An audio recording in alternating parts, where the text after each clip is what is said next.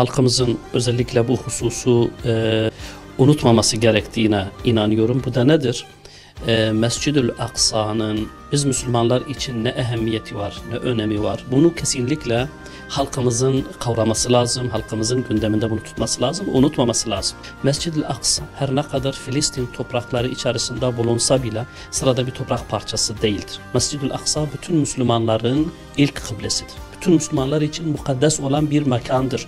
Allah-u Teala bunu ayet-i kerimeyle, Peygamber Efendimiz sallallahu aleyhi ve sellem hadis-i şerifle bunu beyan etmiştir. Dolayısıyla bu bizim için akidevi bir meseledir. Bu bizim için inanç meselesidir. Bu bizim için İslami bir değerdir.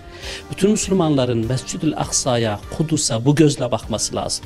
Ve Mescid-ül Aksa bizim herhangi bir mescidimiz bizim için ne kadar emanetse hepimize emanettir. Daha da önemli olarak emanettir.